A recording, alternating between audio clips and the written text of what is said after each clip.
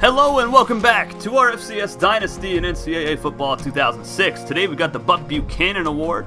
Now originally this is for Best Defensive Player, but I looked into it and it's pretty much just for the front seven.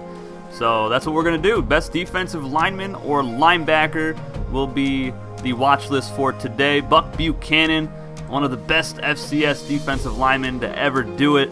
And of course he went on to have a pretty good career out in the NFL. Now, there was one defensive back that has won this award. That was Rashean Mathis. He played cornerback for Bethune-Cookman. He also went on to have a pretty decent career for the Jacksonville Jaguars and finished off his career playing for the Detroit Lions. But we are going to have a separate award for defensive backs, and that one will be out tomorrow. That'll be our last Defensive Player Award for this week. But let's get right into this action and check out the 5 players from our 12 schools. Devine Adams is the first player, defensive tackle for the Bryant Bulldogs. He's had a really good season so far through week 8. He's got 20 tackles and 16 for a loss, 6 sacks, a pass deflection, and a fumble recovery. So most of his tackles are behind the line of scrimmage, and that is very impressive.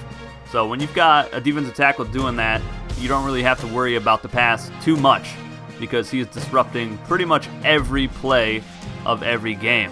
So even all the stats that aren't on here, hurries, pressuring the quarterback, he's probably got a bunch of those too that were not calculated in this game.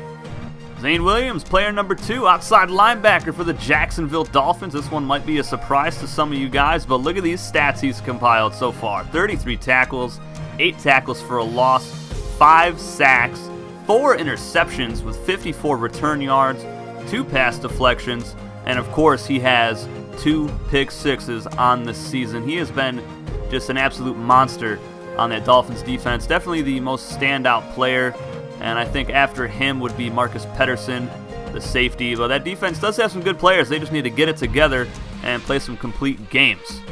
Player number 3 out of our 5 is going to be Andrew Jackson, defensive end for the UC Davis Aggies. And he's been having a pretty good season. 25 tackles, 11 tackles for a loss, 7 sacks, which is the most out of all of our players for our 12 schools, and 1 forced fumble. Now, 7 sacks, I believe, is 4th in the country. I believe that is tied with a bunch of other players. So he is doing quite well for himself, being that he is a freshman, and that UC Davis Aggies defensive line is just monstrous. You have Caleb Chubb, defensive tackle, and Marcus Webb, and Andrew Jackson. So it's really hard to run or pass on these guys. Player number 4, Rob Orlandi. No surprise here. He has been one of my favorite players to play with in this dynasty so far. He's got 25 tackles, 5 tackles for a loss, 2 sacks, 6 interceptions, which is tied for number 1 in the country. But he's only got 15 return yards, but that's all right. He also had that circus interception off of a player's leg, and that was probably the best play of the series so far. He also has 5 pass deflections, 2 forced fumbles, a fumble recovery, and he returned it for 18 yards and 1 defensive touchdown. So Rob Orlandi having a great season. The 5th and final player from our 12 schools is Cy Summers, my favorite defensive player. He is just a monster. 41 tackles, 18 tackles for a loss, 2 sacks, 1 interception returned for 24 yards, a fumble recovery, and a million big hits. Yes, that is correct. This guy is just wreaking havoc every single week, and he is actually the reason why the Bryant Bulldogs won against the William & Mary Tribe, and they won it on a big hit from Cy Summers on 4th down in overtime to seal that victory, and that was the biggest win of the season so far for the Bryant Bulldogs, and they have Cy Summers to thank for that. Now let's take a look around the nation. Christian Daniels, right end 99 for McNeese State, the Cowboys. He's got 72 tackles, 30 tackles for a loss, 13 sacks, a pass deflection, and 3 forced fumbles. Those are insane numbers, just absolutely ridiculous. 30 tackles for a loss is more tackles than a lot of our guys have altogether.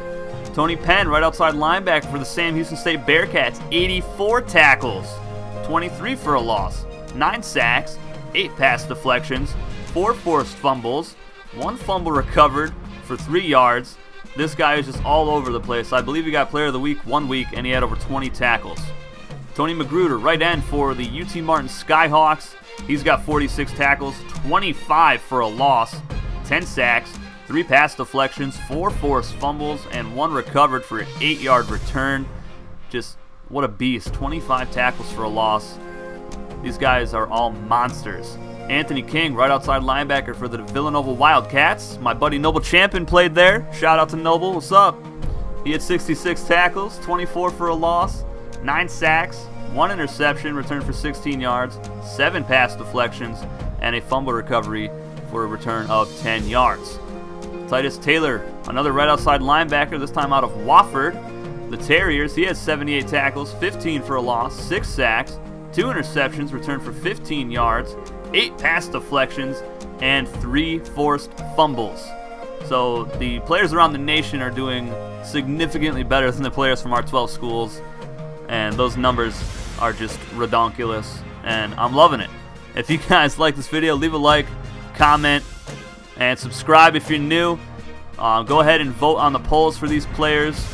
It's going to be hard to pick one from around the nation because these guys were just so beastly. But I know who I'm going to vote for our 12 players, or our 12 schools. So go ahead and do that, guys, and we will progress later on in the season. We'll do another poll to have more people advance and see who is going to win this thing at the end of the year. That's going to be it for this video, guys. I will see you tomorrow with another created award that I made myself. That video will be premiering at 6 o'clock Eastern Standard Time, just like this one. Hopefully I don't miss this one like I did yesterday when I had to stop and actually be a parent and feed my children. But until 6 o'clock, take it easy, guys. Hope to see you there.